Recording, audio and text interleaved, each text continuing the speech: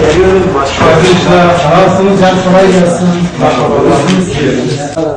Uzun parça programımızın bir özelliğidir.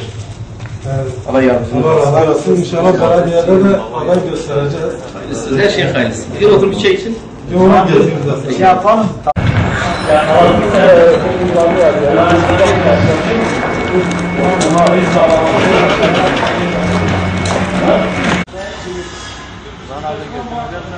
Şimdi her işime kayısı var bir mayın. Her daim verme var ya.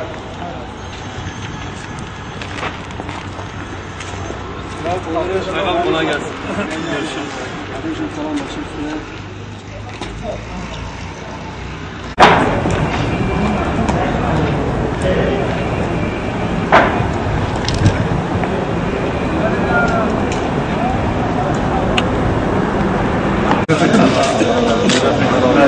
Sağ olun. Teşekkür ederim. Sağ olun. Acaba oturmayalım. Rahatsız olmayın. Rahatsız olmayın.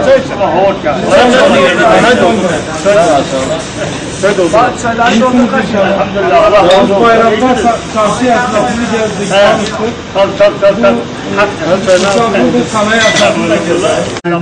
Sizin oylarınız emanettir bizim için. Biz 4 yıldan bu defa bizi bizden. Beğenmedinizse vallahi oylarınızı size iade edin. Beğenmedinizse Allah takdir etsin. Mevcut olanları 2-3 kere denemişiz. Ne var hepinizden? Yok ayakta. Tamam Fark etmez. İyisiniz inşallah. Allah sizden de razı olsun. Dedik hem sizin sorunlarınızı dinleyelim. Hem sizinle tanışalım. Adayınız kimdir? Adayımız inşallah hem aramızda aday yok. Adayımız dışımızda.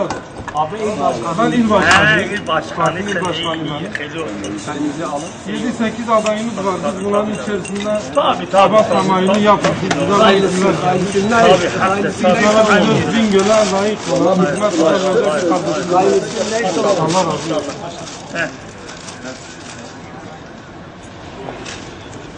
İşleriniz nasıl?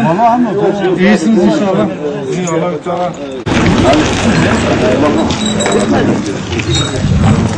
Esnaflarımızla sık sık tanışma ziyaretleri gerçekleştiriyoruz. Kurban Bayramı'nda çarşı esnafını biz yönetimdeki kardeşlerimizle gezmiştik. Bayramda burası tatil olduğu için gelememiştik. Dedik ki bugün işte sanayi esnafını da bir gezelim. Aynı zamanda hem onların sorunlarını yerinde görelim, kendileriyle tanışalım. Partimizin program broşürünü de kendilerine verelim. Partinin de tanıtımını yapalım aynı zamanda. Çok güzel tepkiler aldık. Olumlu bir şekilde esnaf kardeşlerimiz bizleri karşıladılar. Ancak sorunlarını da dinledik. Gerçekten de yani görmüş olduğumuz manzara çok vahim. Yetkililer, siyasiler bu sanayi esnafına ve onların sorunlarına çok duyarsızlar. Yol sorunları var, su sorunları var, temizlik çevre sorunları var. Kiraların fahiş olduğu izlenimini edindik. Artı sanayinin, dükkanlarının yetersiz olduğunu.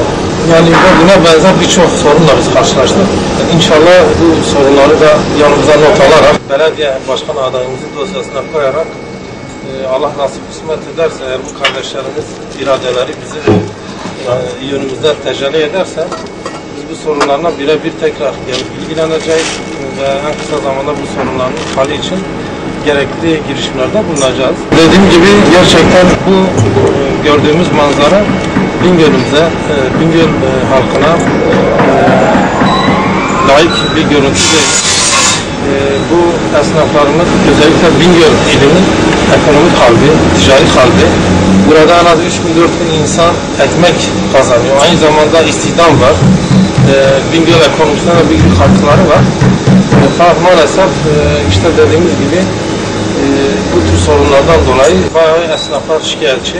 Siyasilerin ve yöneticilerin, kurum başındaki amirlerin bu sorunlara bir an önce müdahil olmaları gerekir. Yerinde görmeleri gerekir. Kardeşlerimize daha rahat nefes alabilecekleri bir yol. Öncelikli sorunları o.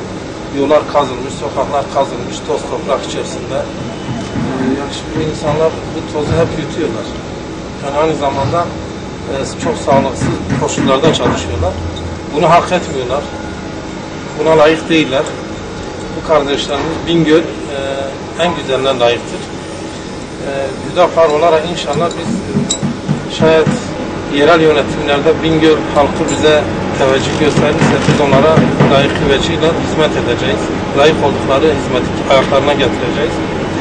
Bu kardeşlerimiz gerçekten bunu hak ediyorlar, değerlidirler, kıymetlidirler. Emeklerine, kendilerine saygı gösterilmesini bekliyorlar. Ama şimdiye kadar hep ihmal edilmiş. Temennimiz bundan sonra bu kardeşlerimizin ihmal edilmemesidir.